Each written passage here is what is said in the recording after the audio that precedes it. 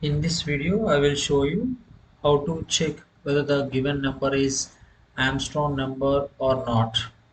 For example, if I consider a three-digit number to check whether the given three-digit number is an Armstrong number or not, I need to cube it individual digits and sum up, and if it again generates the same number, then it is called as Armstrong number. Otherwise, it is declared as not an Armstrong number. First, open the IDLE tool, open a new Python file. First, we are reading an input value using input function, that is for user. We are asking user to enter a number.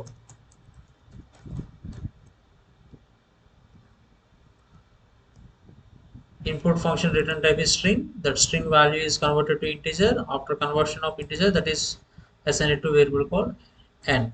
So n holds what type of value? N holds integer value.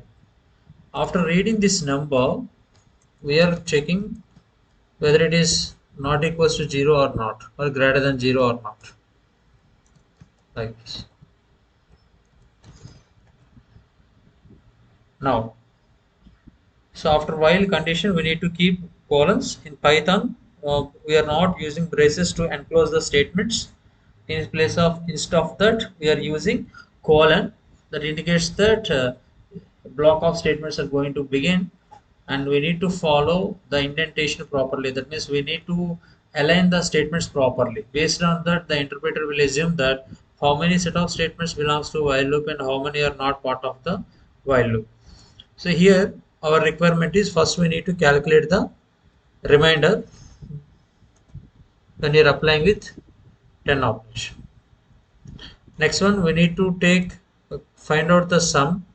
So sum is equals to sum plus r double star 3, and after that we need to apply floor division operation with 10. Once we come out of the loop, then we need to check an if condition. If the entered number is maps with sum, then we are declaring the given number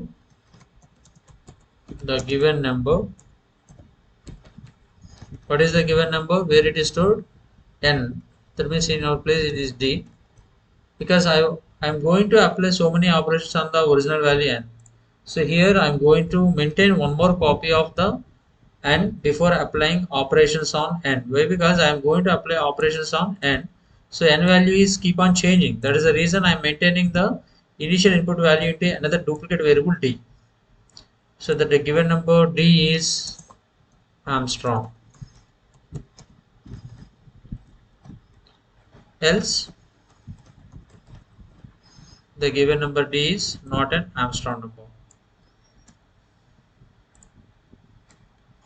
Given d is not an Armstrong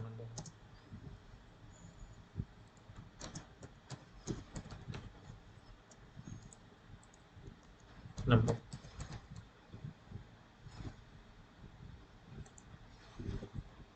So let's take capital. Yeah. Now I will explain about why I took the original value or the initial value of n into a duplicate variable d. Just now I explained the reason also. Why? Because I am applying modulus operator on n, and I also applied floor division operator on n. So finally n is not holding the initial value what is assigned by the user. This keep on changing. So before change, just I am taking one more copy into a variable called d.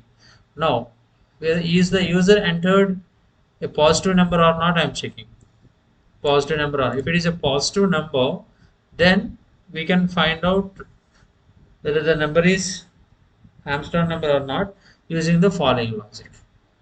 For example, how can I capture the individual digits of a given number? Suppose there is a number called 234. How can I capture 4? How can I capture 3? How can I capture 2? It's a very simple logic. If I applied modulus operator with 10, 234 modulus 10 returns the last digit in the given number, that is 4.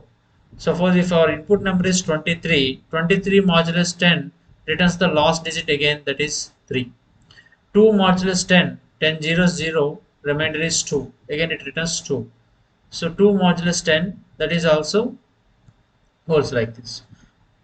That means indirectly, if you want to hold the last digits, we need to apply modulus operator with 10. Suppose if the input number is 234, after applying the modulus operator with 10, the resultant value in the remainder is 4.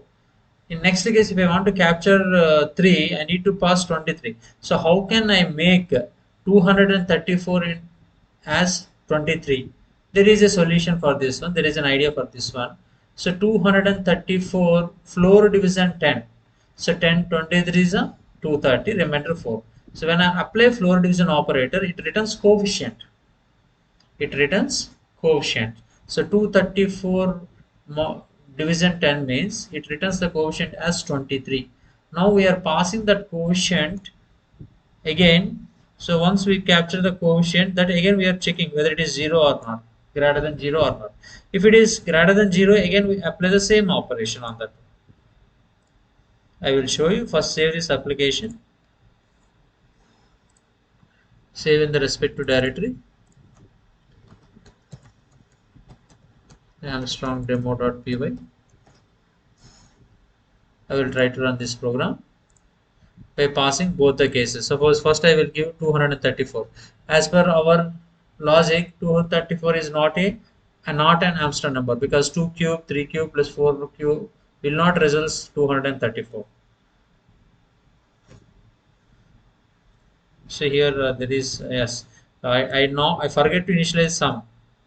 Actually I declared sum, but nowhere I not initialize default value of the sum.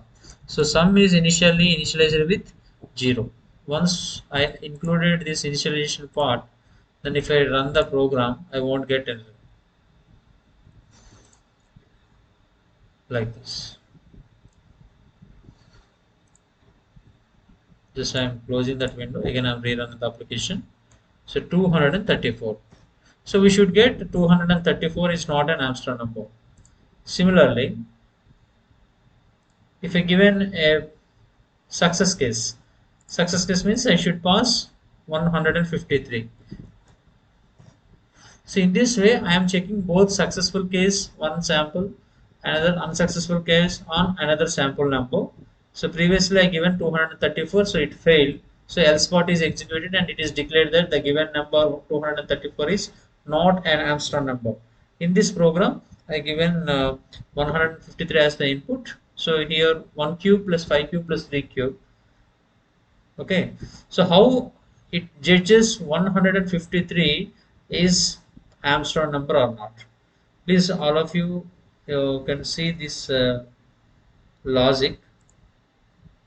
Please remember these three statements. Right now, I'm going to explain about these three statements, whatever. So, you all of you know what is double star. Double star is representing exponential operator in Python. Or double star 3 is nothing but r multiplied r.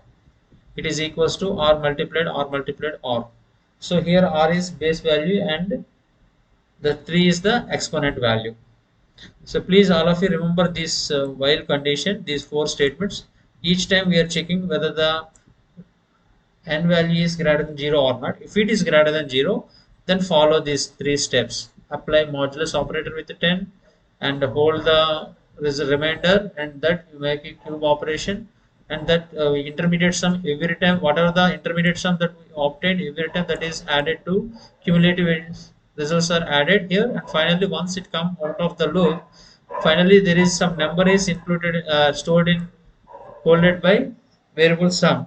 If that sum is exactly matched with our original number, that is called D, if both are equal, then we are declaring that the given number is Armstrong number, otherwise the given number is not an Armstrong number. So I am going to explain these four steps, especially these three steps. Please all of you remember these three steps. I will open a document. You see here, a 3-digit number iterates 3 times. So what is happening in the first iteration, what is happening in the second iteration, what is happening in the third iteration. So each time I'm going to apply some, see here. So initially I given n is equals to 153. So what is in the while loop condition? We are checking n is greater than 0. Yes, 153 is greater than 0. Then in first iteration, what is the first step? R is equals to n modulus 10. What is n? At that time it is 153 modulus 10. 153 modulus 10 means it returns how much? Remainder. 1050 is a 150.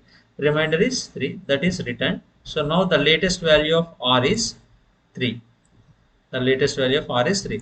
Now what is the next statement? Next statement is equals to sum is equals to sum plus R double star 3. So initially sum is 0, the first iteration time. What is the R value? Just now we got R value is 3. So that is cubed here, 3 cube. So 0 plus 3 cube results 27. Now what is the next step? The third step inside the while loop. N is equals to n double slash 10. That is nothing but we are applying floor division operation on the original input number. That is our input number is 153 double slash 10. So actually it results 15.3. 15.3's floor value is 15. Now this is the last statement inside the while loop. Then again this n values the execution flow will move back to the while loop. Again it will check is n is greater than 0 or not. What is the latest n value? 15. So 15 is greater than 0. Yes, 15 is greater than 0. Then apply the execute the three statements. R is equals to n modulus 10. So n is 15 modulus 10. 15 modulus 10 means 10 ones are 10, remainder 5. So what is the latest value of R? That is 5. Now what is the next statement? Sum is equals to sum plus R cube. What is the previous sum value? That is 27. So 27 plus what is the latest R value?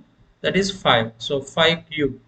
5 cube results 125. 125 plus 27 results 152. What is the next step? N is equals to n floor division 10. What is the n value in this second iteration? Especially you should remember we are in which iteration. Previously we are in first iteration. At that time the n value is 153. Coming to the second iteration, n value is 15. So n is equals to n double slash 10. 15 double slash 10 means 1.5 floor value, that is called 1. Now again the control execution flow will move back to the while loop. What is the latest n value? 1. 1 is greater than 0. Yes, 1 is greater than 0 means third iteration will pass. Now R is equals to n modulus 10. 1 modulus 10 means 10 zeros is 0. Remainder is 1. Like this. Now what is sum? Sum is equals to previous sum plus R cube. What is the R value? 1. That is called 1 cube here. What is R value? So this is previous sum value, that is 152. So 152 plus 1 cube, that results 153. Now what is the next step? N is equals to n double slash 10. That is n floor division 10. What is the n value? N value is 1. In the third iteration n value is 1. 1 double slash 10 means 0.1 floor value is 0. Now after this statement again the control will move back to the while condition. Now is 0 is greater than 0? No, wrong. 0 is equals to 0. When the condition becomes false, we'll stop the process and we are find out the final value that is available in this one. This one. Insert the sum. Okay, this is. So this 153 is the value that is holded by sum. Now we are comparing that 153 with our actual input is also copied. That is 153. So if 153 is equals to 153, then we are declaring to the end user the given number where the number is entered in the form of D, and we are displaying a confirmation like the given number is Armstrong number. Otherwise the given number is not an Armstrong number.